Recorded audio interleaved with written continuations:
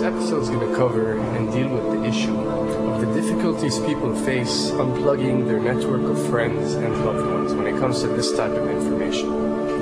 I get emails all the time from viewers and subscribers complaining that they find a high level of difficulty in communicating this type of information and this type of what people call conspiracy to their network of friends. They tell me how people reject this information, people fight it, people laugh at you, people call you crazy, call you names. And this is very common when it comes to this type of thinking and this type of knowledge, and I faced it. I assure you that everyone else who delved into this realm of research has faced it. When I first started looking into this stuff and discovering this stuff and realizing what is wrong with the world, I felt like it was my obligation to tell and convince everyone around me of this new type of information that I have come across. But in essence, years down the line, I've learned that it does not work this way. A lesson comes to mind, and this is an ancient Chinese lesson where when teachers wanted to teach knowledge, they used to tell their students that when someone is thirsty, you give them half a cup of water. If they remain thirsty, then you supply them with the second half. This means that first, when someone needs to acquire knowledge, he first has to be thirsty for it. And only after his thirst has been communicated to you, you supply them with half a cup of water. You don't shower them with a full gallon of water, because this is only going to push them away. You give them half a cup. If they ask for the second half, you supply it to them. If they don't, it's not your responsibility. They will sooner or later in their lives. The best way for people to see and change their way of thinking is for them to experience the change, is for them to see and research this knowledge rather than someone telling it to them. So if you do care about someone, or if you do want to share this information, you got to be very subtle. You got to do it in a smart way, and you got to bring the person in. Ask them questions instead of supplying the answers. You're sitting watching the news with your friend, and he's talking about certain situations being broadcast on the news. Ask him, why do you think this is this way? Why do you think these stories are covered?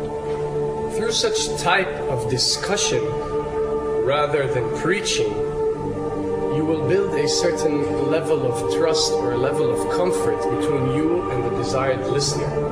And this can help you now to take it to the next step, which is to facilitate ways for him or her to achieve or receive the knowledge that you find valuable. Then the ones who are ready to see and the ones who are ready to be unplugged will do so.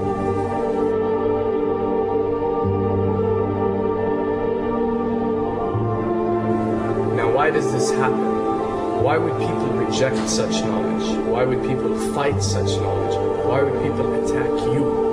Well, it happens most definitely for one of the following reasons.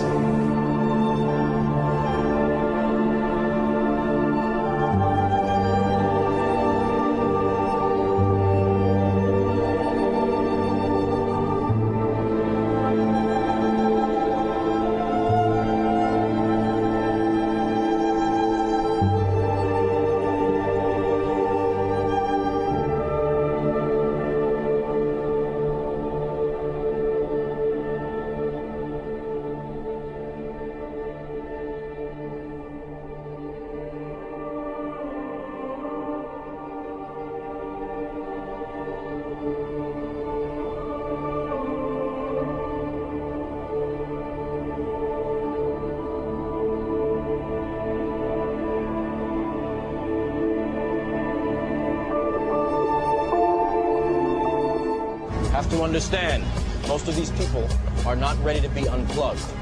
And many of them are so inert, so hopelessly dependent on the system, that they will fight to protect it.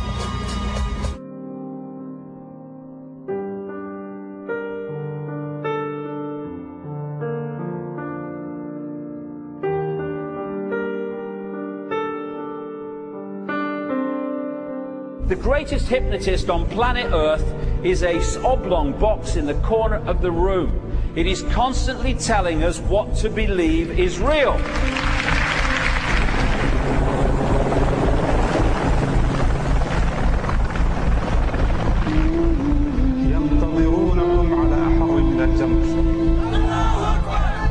If you can persuade people that what they see with their eyes is what there is to see, you're gone.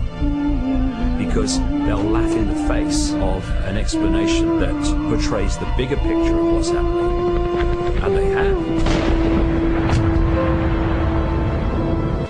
Fox noise today actually suggests the fires may have been started by Al-Qaeda. An FBI memo from late in June of this year is popping up this morning, and it's ominous.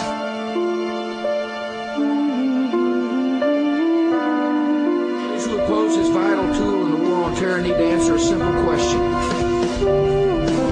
Which of the attacks I have just described would they prefer we had not stopped?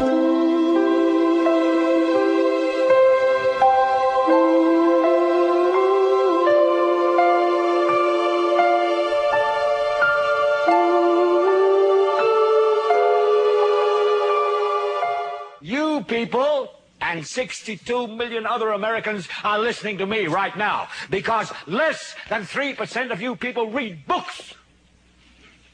Because less than 15% of you read newspapers. Because the only truth you know is what you get over this tube. Right now, there is an entire generation that never knew anything that didn't come out of this tube. This tube is the gospel, the ultimate revelation. This tube can make or break presidents, popes, prime ministers. This tube is the most awesome goddamn force in the whole godless world. And woe is us if it ever falls into the hands of the wrong people. And when the 12th largest company in the world controls the most awesome goddamn propaganda force in the whole godless world, who knows what shit will be peddled for truth on this network. So you listen to me. Listen to me. Television is not the truth. Television is a goddamn amusement park. Television is a circus, a carnival, a traveling troupe of acrobats, storytellers, dancers, singers, jugglers, sideshow freaks, lion tamers, and football players. We're in the boredom-killing business. So if you want the truth, go to God. Go to your gurus. Go to yourself. Because that's the only place you're ever going to find any real truth. Man, you're never going to get any truth from us. We'll tell you anything you want to hear. We lie like hell. We'll tell you that Kojak always gets the killer and that nobody ever gets cancer in Archie Bunker's house. And no matter how much trouble the hero is in, don't worry, just look at your watch. At the end of the hour, he's going to win. We'll tell you any shit you want to hear. We deal in illusions, man. None of it is true. But you people sit there day after day, night after night, all ages, colors, creeds. We're all you know. You're beginning to believe the illusions we're spinning here. You're beginning to think that the tube is reality and that your own lives are unreal. You do whatever the tube tells you. You dress like the tube. You eat like the tube. You raise your children like the tube. You even think like the tube. This is mass madness, you maniacs. In God's name, you people are the real thing. We are the illusion. So turn off your television sets. Turn them off now. Turn them off right now. Turn them off and leave them off. Turn them off right in the middle of the sentence I'm speaking to you now. Turn them off.